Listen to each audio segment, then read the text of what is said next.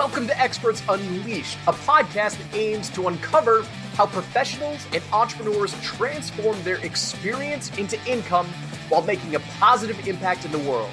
I'm your host, Joel Irway, and over the past 4 years, I've helped entrepreneurs develop and launch their expert-based businesses to grow past 6 and 7 figures per year. Now, a professional expert serves their community through paid training, education, or service, and this podcast will show you how to design and execute your plan to become a 6 or 7 figure expert without a big team. So, let's get started. Hey experts, what's going on? It's Joel here with another episode for you with Experts Unleashed. And in today's interview, you are going to hear from a man who is absolutely inspirational. Tim Craggette and I hopped on an interview, and I've been a guest on his show. He has a radio show hosted in the DC area, and Tim has just an incredible story, an incredible journey of someone who had a very comfortable federal job in the DC market, and ultimately, through his circumstances, he ended up launching his own business. He had studied some people in the past, and ultimately, when he launched into his own business, his own ventures, he ended up having $40,000 launch, meaning he generated $40,000 the very first time that he launched a product. The reason why I had him on this show was because of what it takes to actually make that happen. Because he made as much as he did in his corporate job in a year in about 2 weeks. To generate that $40,000 about 2 weeks. And so what you're going to learn is how he created that opportunity for himself, what he did differently in a very crowded market that is typically only reserved for low-ticket sales, and how he was able to get the attention of people who can help get him further along in his journey in lightning amount of time, very, very short amount of time. So pay attention to this interview. It's very inspirational. Tim is an awesome man. I want you to connect with him, and I want you to follow him and just learn what he has done, what he is doing, and you're going to find this interview absolutely incredible. So without further ado, let's jump into today's episode.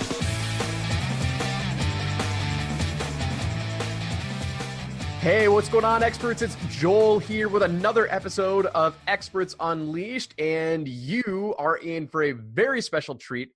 I've got an incredible guest on the show today. I have been a guest on his show, the always wonderful, the super talented, and it's my pleasure to have Mr. Timothy D. Craggette from SWAT Coaching on the show today. Hey, what's up, my man?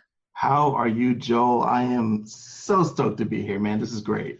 Yeah, dude. It's been a couple months now since I was on your show, and I knew that I wanted to have you on my show, and we're gonna burn it down today, man. We're gonna have a lot of fun. We're gonna talk about your journey, talk about your story, the opportunities that you've created for yourself. But before we get into that, do us a favor, brag about yourself for a minute, talk about what you currently do, what are your credentials, and just let my audience know, hey, who is this guy? Who is Mr. Craggette?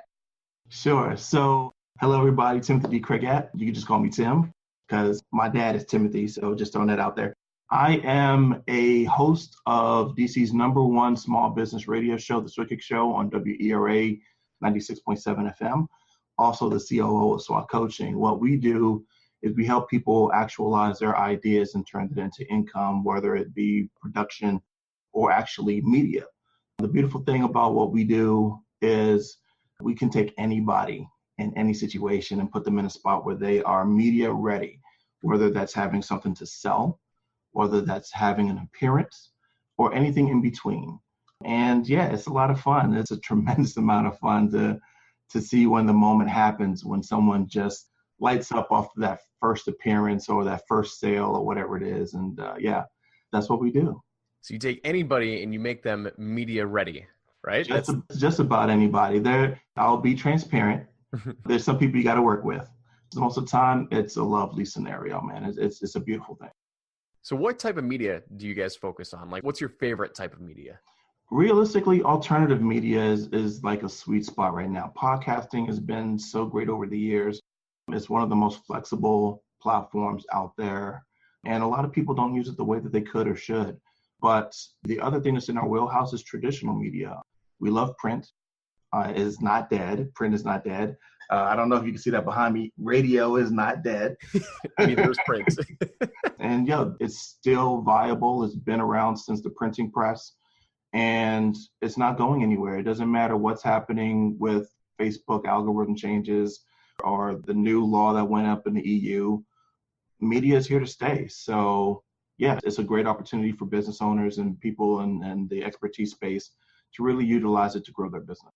So do you guys, to SWAT coaching, do you help them book spots too, or are you just prepping them for how to perform and how to interact with the media? It's a bit of both. It depends on the scenario for the subject matter expert. For some people, all they need is just to know how to actually carry on a conversation, how to speak intelligently about their subject matter, how to actually, for sake of discussion, perform. And then there's the next step above where, yes, it does go into actually finding sources for them to appear on. The crazy thing about that is it's actually not as difficult as people make it out to be. It's just they shoot for way up here and they need to start, just a little bit around here, and they can work their way up. And that's like part of the process of actually getting them to get into the bigger spots, is finding where their sweet spots are and starting where they're ready to be. So that way they can grow into the bigger outlets. What do you see media as allowing experts and allowing these individuals? What do you see the media as being the main benefit for them? Is it translating directly into sales, or what is it? Great question. I'm glad you asked that. This is the big misconception when it comes to media, especially now today, where the news cycles are consistently aggressive and they're trying to get the most sensational story at the moment. The major benefit right now of media is not necessarily traffic. That's where people think it is. It used to be where you get on a local station, you get on a network, whatever the case may be, and you get the Oprah effect. And all of a sudden now your business is just goes into the stratosphere. But that's not the case anymore, because we have all these alternative outlets. We have blogging, we have podcasts, we have YouTube, we have Facebook Lives and all these other types of things. It's not this, the market has become more sophisticated. So the major benefit is more so credentials. It's about appearances. As a matter of fact, I just interviewed a PR expert who actually just laid out the whole thing. I invite all of you to listen to the show when it airs in a couple months. But the main thing that he was stressing was people need to use media for what it is today, and that's basically for indexing and messaging. It's about actually showing up as the expert that you are and having as many appearances as you can so you can leverage that into your marketing, into your funnels, into your presentations on stages, all the other opportunities. It's the credibility and authority factor that makes media what it is today. I love that. Yeah, getting on as many as you can. I can speak personally to that. So in my previous life, in the engineering world, I had launched an engineering course. Yeah. I hopped on a couple of non-traditional media shows. One was a YouTube channel. Yeah. And still to this day, we did an interview for like an hour and a half to 2 hours, and I taught some high-level concepts of what I was doing at the time. Yeah. To this day, I get people like last week, and we're in the middle of 2018. This was late 2015, early 2016. Right. I get people connect with me on LinkedIn, like, dude, I heard your interview with Matt Tran on Engineered Truth. Yeah. And I'm like, yeah, sorry. I mean, I don't do that anymore, but I mean, like, it is indexed. It's out there, and people are still watching it. Yeah. You'd be amazed. The good thing, bad thing about old media, and I'll just say this just for everyone to kind of chew on it, is sometimes you forget how either bad you were back then or how your world, your paradigm is completely shifted. I love that you brought that up. I remember some earlier things that I did, and I was so bad. Well, you know what? We're going to listen to this podcast in 3 years, and we're both going to be like, man, we were so bad. Constant evolution. Oh, man, my early stuff. That's a part of the whole thing of doing this, too, is getting those bad ones out of the way, because you always improve after your last experience. And yeah, it's great to kind of review back and see what you've done and use that to leverage yourself, not just for the publicity, but also just for your own personal growth. So I'm curious, like, what got you interested in media, like being a media expert? Like, where did this come from? Well, it's a funny story. In my previous life, and I think we'll get to it later on in this conversation, I used to help scientists, the way I'm going to phrase this, I used to help scientists turn on computers. Pretty much the scientific community is very smart at what they do, but sometimes they're not as smart as what they could do in other places. And I used to be in IT and to help them kind of fix their IT problems. But an avenue that happened for me was being an IT trainer. And so I had to learn how to present. I had to learn how to speak well, communicate well, actually get the messaging out so that it's understood in multiple modalities. And that just transitioned into what I do. Actually, the podcasting kind of played into it as well. But the core thing started with just becoming an effective communicator. It was that modality plus marketing that said there's a reason why we still read the news, listen to shows. And again, it was something that was underutilized and not used to its full potential. And as a producer, it was just a perfect fit. I want to go back, right? Because what I always love to do here is like, okay, great. We know what you do now. We know you're the expert in media and teaching people how to present and how to land spots. Is awesome, right? Yeah. But I always like to see, like, what is that journey? Like, sure. How did we get here? What were the different pivot points that led you to where you are today? That's what I really want to talk about. So let's rewind it, right? Let's talk about, like, really how you got started just in the entrepreneurial space, the expert space. Like, when was the first time that you realized that somebody was going to be able to pay you for what's in your head, like what you know inside your mind? So let's go back in time. I love that line. It's a lyric in a song. Back in 2008, I made my first move into, 2000, I made my first move into the government. Being that I'm in the DC metropolitan area, a lot of the jobs here are federal. And you either become a Fed or you are a contractor to the Fed. And when I say Feds, I use it interchangeably as federal employee. Mm-hmm. So when I got started in 2000, I was learning IT and I was working hard trying to get that federal position. So I'd get on any contract I can get on. I'd work on a contract at one agency, at another agency. This contract ends. They transfer me to a new contract, yada, yada, yada. So finally, I landed at what would be my last government employment job in 2006. And I'm doing IT and I'm loving life. It was the happiest moment of working that I ever had. And I was doing what I was loving and it felt great. I'm working this contract for years on end until 2008, where I get not even the courtesy of a pink slip. I just get a notice. I just get a regular notice in my email that says you're being removed from service effective in 1 week, because they had to follow the schedule for the government for their pay periods. So I'm freaking out. I don't know what I'm going to do. And I'm just newly married, not that long. And it becomes a scary moment. So the week passes, I'm released. And next thing you know, I get a call back from the agency on the federal side. And they say, hey, we have an administrative position, GS7 step 3. And would you like it? It's like, sure. Perfect timing. Perfect timing. So I'm back in the agency. I'm kind of finger wagging at my old superior because now I'm back in the government and now I'm a federal employee, so they can't do anything to me. Well, this is where everything kind of goes into the entrepreneurial part. So I'm as an admin and I'm in between two worlds. So I'm in the world of IT where they can't pay me, but they have me doing IT work. And I'm in the world of administration where I'm doing the worst thing you could ever have someone in IT do, where it's repetitive, nonsensical work. So they have me They want me. Neither of them are budging, but I'm doing the work of two positions, being paid less than I was as an IT professional.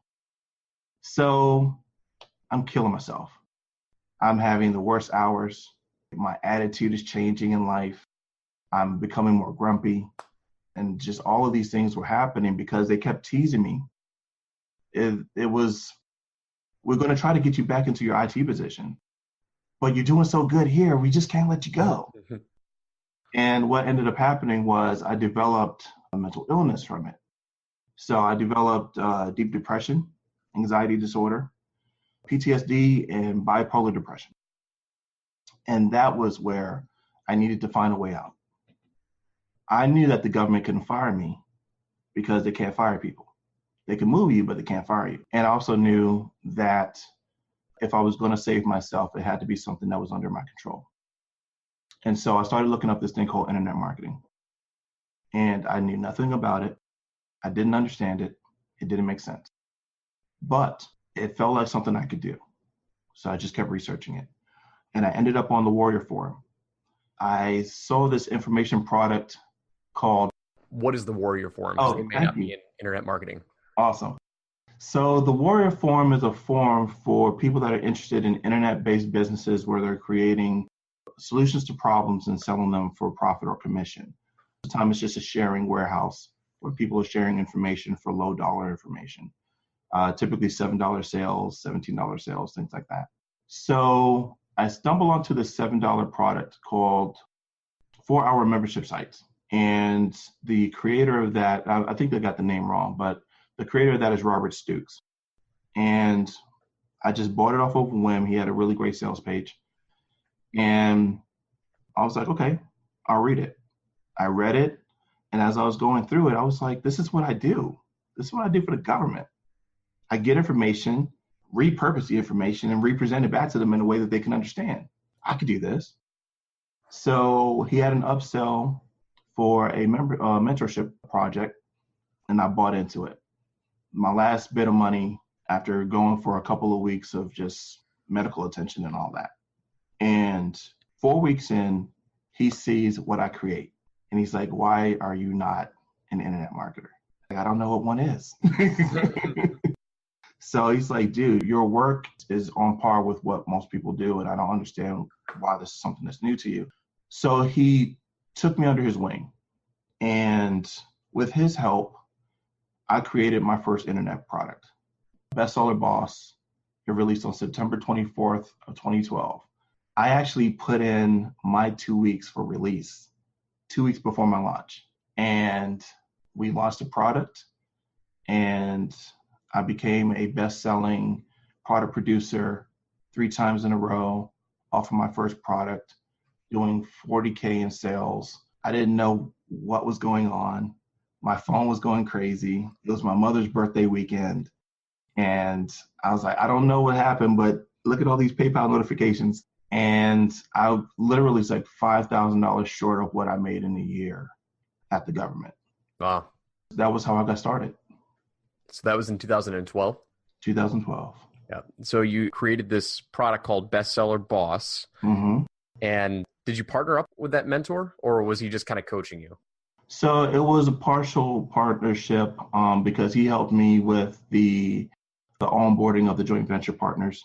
For those that are listening, joint ventures are mutual beneficial relationships between 2 or more parties where one person is coming with the list or what we call the heat, and the other person is coming with the product. They're the beneficiary. And between the two, they split the profits. He handled all that because he had all the prior relationships. How much was the product? We sold it at $17 on the front end, $37 on the back with a $500 upsell. So yeah, it was a pretty small funnel, but we had so many people that came in through it that everything was just good. I mean, they bought into the story, which was that same story I just told. They bought into what the problem and the solution was. What the problem was people wanted to get in contact with highly influential people. And at the time, LinkedIn had a lot of barriers. I accidentally learned how to circumvent all of their barriers to get directly to the person I wanted to speak to.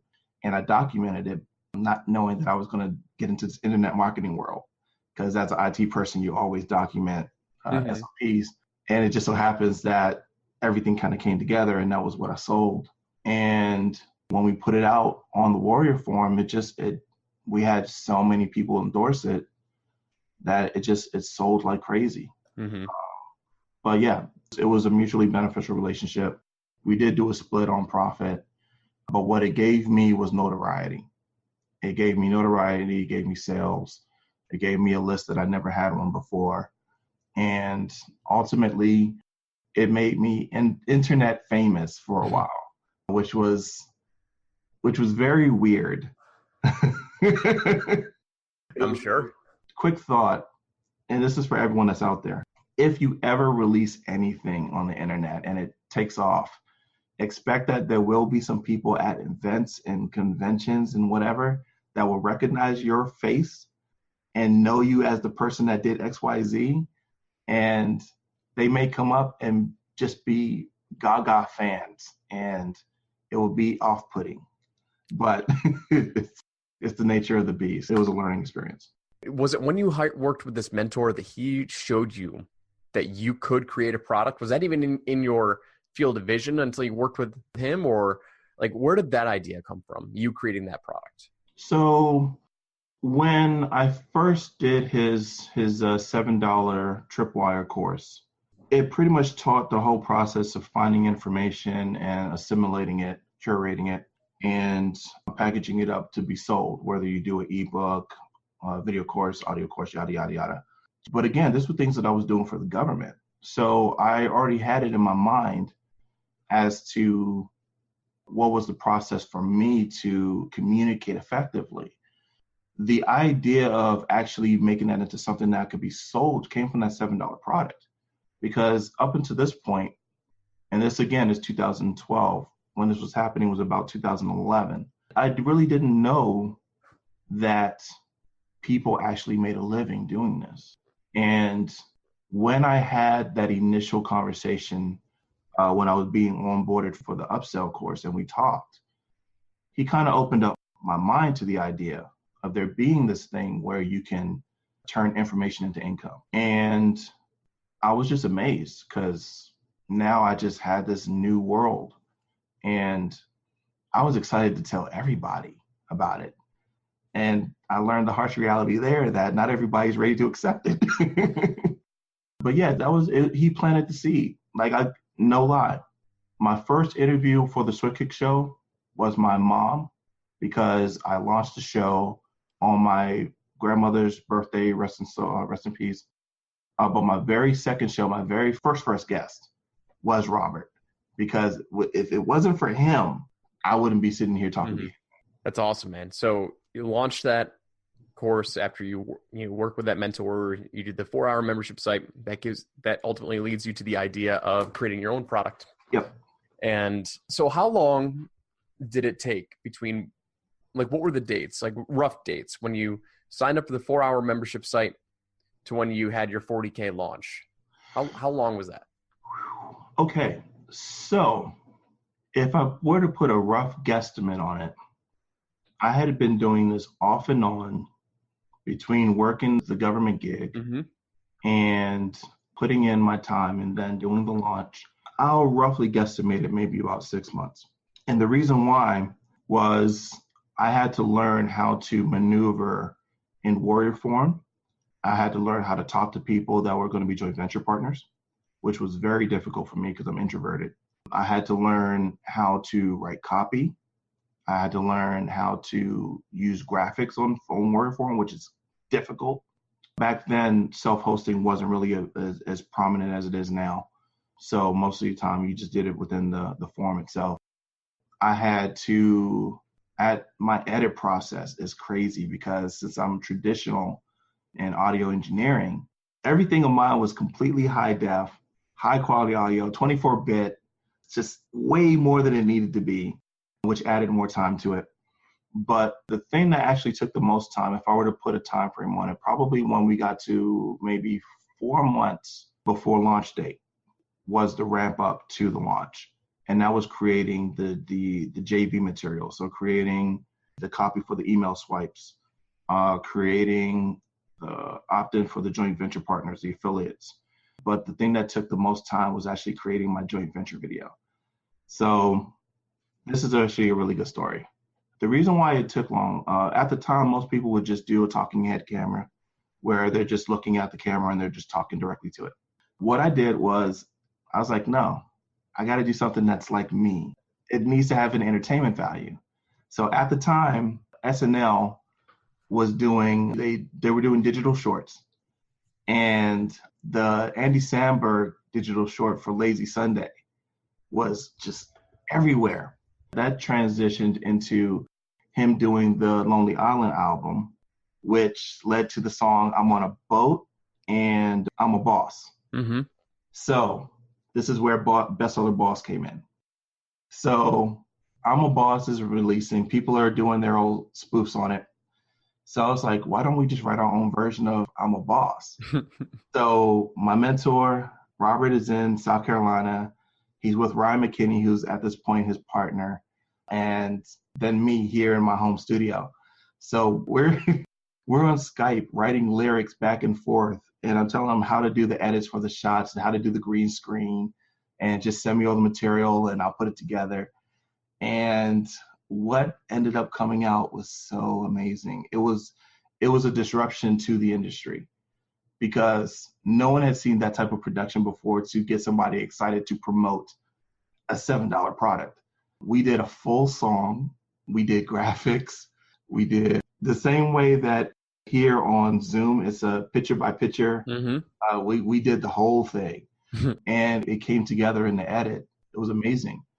And that took the most time because I needed to make a splash. I needed people to really know, who Timothy D. Craggette was. Because at that time, there was just a ton of people creating stuff. And that put me on the map, which I think led to the excitement of people promoting it because it was something that they hadn't seen at the time. And then this is when you know that you've made a mark. A lot of copycats. Oh, yeah. A lot of people decided upping their game on JV videos, and the creativity was it was amazing at that time. But yeah, it was about 6 months, and I think still not. I mean, that's not much time at all. It's not at all. It would have been short. You were working full time, right, during this? Full-time gig. Until the final 2 weeks, right? Yeah, for the most part, everything was done by the time I was walking out the door. Mm-hmm. The last 2 weeks were mostly just communicating back and forth with JV partners, but yeah, that was a full-time job, going into work at 6, leaving at 3:30. Sometimes if it was a long day, not getting back home till like 9 o'clock that night. And recording, editing, writing, scripting, doing master records, then comping, just everything that went into it. I'll just say this for everyone else that's watching too. You don't need to do everything that I did. By far. But what it does is it separates you from everyone else when they see the quality of what you do.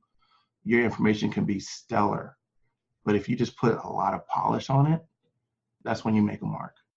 Yeah, I mean, I think it's really, really important. I mean, a 40K launch in your first product is freaking phenomenal. I think most people would take that. If they were offered that 10 times out of 10, they would most likely take that, right? Within 6 months of just seeing this industry or seeing this opportunity that, oh yeah, within 6 months you'll have 40K launch, like heck yeah. Yeah. But I mean, it is really important that no matter what you're doing, you have to be different because that's how you get attention. Like different does equate to attention. Now it can be good, it can be bad, but especially in the world of, I never played in the Wario Forum, but I know of it. I mean, because it's where I come from, digital marketing, internet marketing.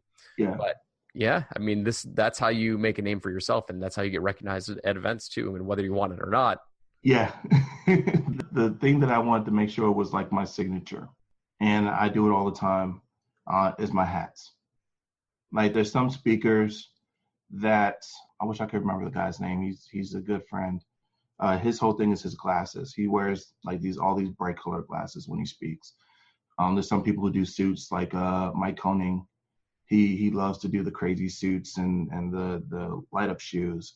My thing was DC hats because, of course, this is my home, my area. And it's actually it's also an homage to my grandmother. Because between the both of us, we always wore hats. Like she would wear her Sunday school hats, not Sunday school, wow. Her church hats. And I would wear my ball caps, and we just shared that commonality. That was our connection. Yeah. So I wanted to make sure that I brought her into all the business that I do. And so people just look at me as like, what's up with the hat thing?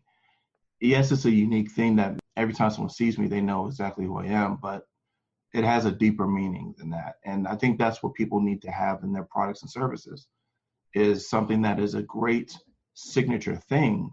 Doesn't necessarily need to be clothing, but a signature thing that differentiates them so much that there's no denying as to who the person is that's selling the product. I love it, man. Well, I want to move forward on this, right? So this is 2011, 2012, you have your first launch, right? Yes. And first 40K, awesome story, right? But like, what's happening after that? Like, you wrap up your launch, make all this money. What's going through your mind? You're like, awesome, I'm going to do this again? Or like, what are you thinking at this point? That's a great question. And as a matter of fact, no one's ever asked me that. I like that. So after this launch, I'm exhausted. It's been all this time. I'm newly minted as an ex-federal employee. I'm sitting on cash. I'm now recognized, which is a scary thing. My life has changed at this point. And I'm like, I really don't know what to do with this. Thank goodness I had great mentorship again. The second thing was, okay, do it over. It's like, okay. So I released a few more products. Some of them flopped. It's just the honesty. Some of them flopped. Some of them were great successes, but I was able to leverage the knowledge, skills, and abilities that I gained and moved it more into helping other subject matter experts do the same exact thing, because now I had the proof. I even had the proof of when it goes wrong and why it goes wrong. So that way I could show, don't do this because it could result to this particular result or end. I just parlayed it. My skill set has always been teaching people and getting them to the point of success where they can start, grow, and scale their businesses. And I leaned into that hardcore. So I started taking on clients, helping them to build their internet assets. So there's many subject matter experts that most people probably know that I've been the person in the background that's helped them to push their stuff out. And it was great. I gained so many relationships from it that it's helped to sustain business for all these years. And just putting this out there, even you and I connecting was a mutual relationship that came from 3 relationships prior to that one. So it's a never ending thing. Like, if I were to say what happens next, I learned how to network. I learned how to network with people that are action takers, people that have missions, purpose in life, people that want to make difference on such a high level that they can recognize when there's someone that has the same energy and they want to help push them along. That was probably the biggest thing that happened after 2012. Once I released my 4th internet product, I started leaning into my network, and that was the engine that made everything go. When did the creation of the Swift Kick show come in? Great story. All right. So again, I'm a producer. So I started building my home studio, and I was trying to figure out what I wanted to do. I wanted to do a podcast for my business because I was like, oh man, this podcast thing is great. Steve Jobs, thank you so much, dude. But I was like, I don't know what I want to do. So a couple of friends of mine, Ray and Rob, they were launching their comic books. All of us have art backgrounds. We all graduated from the Duke Ellington School of the Arts, and they were trying to launch their comic books. So I was like, dude, there's no one talking about comic books like the way we talk about it when we're alone in our space. Why don't we do a podcast about it? So at first there was resistance, but then after 2 or 3 conversations, we put on headphones, we got in front of microphones, and we just chatted for a little bit, and then we shared it with our friends. And the feedback was they laughed so hard. They could not believe that this was what they were listening to. That was the proof. And we decided to release the Ray Tim and Rob Presents podcast, where we interviewed people in our industry and we talked about comic books. We started doing that from 2014 to 2016. And during near the end of the show, a producer from the radio heard our podcast and was like, the production on this is amazing. Would you guys consider doing this for radio? And I was like, yeah, let's do it. This would be great. My friend Rob is like, I'm down for anything. Let's do it. My friend Ray, I don't know, maybe. So all in that, we couldn't come to terms. We couldn't gel it. We had to let it go. We let the show go. But the producer was like, no, you have a talent. Can you do something for us on radio? And I said, I'll do something if it means something to me. That'll be the only reason why I'll ever do a show. And so he said, give us a pitch.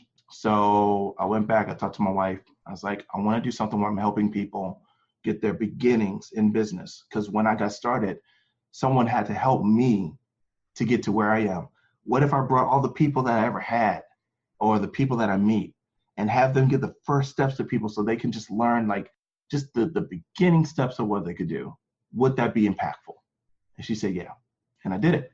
October of 2016, I'm approved after I submit my application, my demo, and I go through their training for on-air broadcasting. November 3rd, 2016, on my grandmother's birthday, as planned on a Thursday, I launched my show at 9:30 a.m. Eastern, and the rest is history. So how many episodes? So it's been going on for over a year and a half. We just did episode 67 this Thursday, so yesterday. And we are scheduled out to, I want to say August or September for shows that are in the can. Mm-hmm. The beautiful thing about this, and I encourage everybody, if you have an opportunity, create a show. The great thing about this is whether you're a one-man show, whether you have co-hosts, whether you interview, whether you speak by yourself, whatever, it's an untapped platform. It is a completely untapped platform. And I love when I expose my clients to it because the world of podcasting has made it so easy to learn the skills that it translates into radio. And there's no reason why people can't get that access for pennies and use it as a way to show their expertise and their authority and all that. I encourage everybody, if they don't do radio, at least do a podcast, do something, create content. I love my content creators because we are the voice that doesn't get heard. And we need to tell our stories. We need to get out there and show what we know, not just for our own personal benefits and enrichment, but for the enrichment of others and creating impact and basically just being a good force. And there's nothing like content that helps to do that. So yeah, that would probably be the way I would answer that. So you launched the show in November of 2016. Yes. And were you doing coaching at the time? Was SWAT coaching in existence? Yes, it was. As a matter of fact, we were in business since 2015. This is a true story, actually. Most of the traditional lead gen that we were doing at the time was sucking us dry because I'm still leveraging my network and they're doing a good job of giving referrals when they can. But to be frank and honest, I'm in a highly competitive space where a lot of people are providing the same services that I am. When this opportunity for the show came about, it gave me a pivot point. It gave me a switch because I don't work nearly as hard as I used to. I don't worry about Facebook and trying to run ads as much as I used to. I do it every so often, but it's not primary for me. I don't speak nearly as much as I did before. I don't get on stages like the way I used to because I have an amazing platform that I inherited just by agreeing to provide podcasting for a station. Mm-hmm. And that alone positioned me so well that I inherit a lot of business in that way. And I'd never thought I'd get to the point where I turn people away or say I'm at capacity and I'm sorry I can't do it right now, but in a couple months we can work together. As a matter of fact, before we got started, I had to kind of tell someone please, just wait. I'm almost released of one person, and I'll bring you on. And the whole thing of what radio has done for me and my business, it just gave me this avenue to be myself so much that people know me so well. I never have to do any selling. I just have conversations. I just talk. Mm-hmm. And since they already hear all the inflection, the tone, the timbre, everything, it's just like they've been talking to a friend and finally they just got on the phone. So yeah, that changed how I do business. And that actually changed a lot of what I do in helping people. Because first it was mostly just products. I'll help you get your product going. I'll help you get it launched and started and building the assets and all that type of stuff. But the moment media came into focus, that's when I really offered something unique and powerful that a lot of people, again, the uniqueness, a lot of people cannot compete in. So I encourage everybody right now, there's so many opportunities in that. And all it is, just like with a podcast, just having conversations. I love it, dude. Man, podcasting is so much fun. It is. Like, I tell a story to anyone who's interested, and maybe my audience is interested right now or not, but they're listening, so they're going to get it. There you go. When when started podcasts, I don't really listen to many podcasts at all unless we're traveling, which we're about to travel for Memorial Day, which is when we're recording this. So we will be listening to podcasts, but because I work from home, like I never really listened to many. And I kept hearing people say, like, you got a podcast, you got a podcast. Yep. And my background, I used to pitch webinars for people. So I used to be a webinar pitch man. I used to deliver presentations online. And I had lots of people say, like, dude, you got an awesome voice. I'm like, all right, whatever. Like, it never really just, but they loved listening to me. I had people literally profess their love to me because of, like, I'm not even joking. Like, I'd literally just listen to your webinar on replay because I love to hear your voice. I'm like, that's freaking weird. Number one, but it opened my eyes to say, like, hey, I do enjoy talking. I enjoy interviewing. I enjoy connecting with people. Like, let me give this podcasting thing a shot. Like, I launched Sold with the webinars early last year in early 2017, and it's grown, and I get a lot of business from it. And there's hardly any promotion. Like, it just grows. People find it. It's all archived, so they can listen to lots of different content at once, which is just fascinating. So I'm a huge advocate of podcasting now. So totally relate to that, man. And I'm going to add this to it too, because I told you this when we recorded your show. I did hear the timbre in your voice, and I was like, dude, your voice is silk. It's as an engineer, you hear certain patterns and tones, and there's certain things that resonate. And for me, because I'm from the hip hop community, I love bassy sounding things. And your register is it's so soothing. Come on, Timothy, Professor Love. You can do it. You can love me. It's all right. You can love my voice. I'm telling you, the viewer, I'm telling you, I told him this, and he was just like, I don't understand why that is. And it's the timbre, man. It's the timbre. Like, a lot of people don't like the way that they sound when they hear themselves in a recording. And I even tell this to my clients. I'm like, don't worry about what you hear, because you're hearing a different tone. It's what the other person hears. And all of that can be modulated. You can always fix it if it's not right, but you have a natural tone. If you need him to pitch something for you, get him to do it. Yeah, man. It's great to the ear. You know what's hilarious is that, to be relevant to like what's going on like today. Like, I don't know if you've been following the Yanny versus Laurel. Oh my goodness. How crazy is that? Oh, my wife hit me up with that. And her and I are bickering because of it. Because I hear Yanny and she hears Laurel. So I found this website that allowed you to, so the first time I heard it, I heard Yanny. So the only reason why I brought this up is because you said, sounds sound different and everyone interprets different things. So I heard Yanny the first time that I heard it, but I found this slider that would like modulate, like some genius, some audio engineer figured out like why people here like interpret it differently. And it's some sort of tone alteration. So there was a slider, like the further you push it to the left, you'll hear Laurel. And the further you push it to the right, you'll hear Yanny. So I had my wife, and my wife and I were listening to it. We both heard Yanny at the start. And I slid it further and further to the left. And very, very quickly, I started to hear Laurel, which was crazy but my wife was still hearing Yanny. I'm like, you don't hear Laurel yet? And so, man, it just like it was wild, crazy experiment. But anyway, I digress. We're getting off topic here. But dude, Timothy, man, Tim. What do I call you, Tim or Timothy? Because Tim is fine. Timothy's my dad. All right, cool. I'll call you Tim then.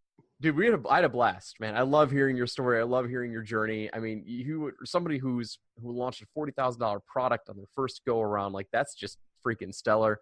I can totally understand why people would go goo goo gaga over you, especially I know a little bit about the JV market, the JV industry, and it's a lot of work, but you did it. I mean, you launched a $40,000 product your first go around. Not many people can say that, but you jumped in, you figured out how to monetize your expertise, and you created all these other opportunities.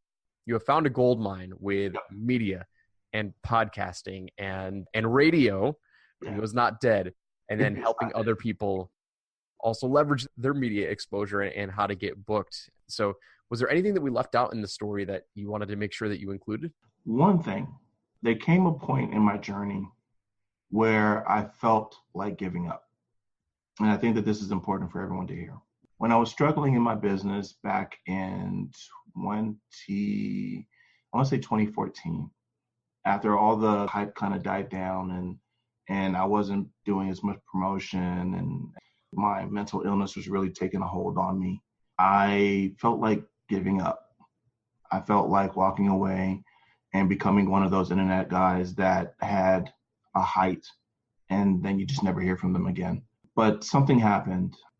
Two events happened. My grandmother was on her decline, and my wife was starting to see my struggle getting a lot worse. My grandmother made a promise to me. She made a promise that if I stayed around for my 35th birthday, she'd stay around for her 85th birthday. And so I kept the promise. I stayed around for my 35th. And she stayed around for her 85th, and she passed a couple months after that. When that happened, I felt like there was something bigger than me that had to happen. And that's when it led me to my wife, and we had a conversation. And I was like, I just feel like I'm not doing enough. And she sat me down and she was like, look at everything that you've done and tell me that you haven't made a difference in people's lives. And when I took an inventory of my successes, my failures, the people that I've helped, even some of the people that I've hurt, I looked at it in its totality and said, of all of those things, did I matter? Did I make a difference? The Brendan Burchard stuff. Mm-hmm. Yep. And I was like, yeah, I did. I got to keep doing this. So I share that with you all to say this.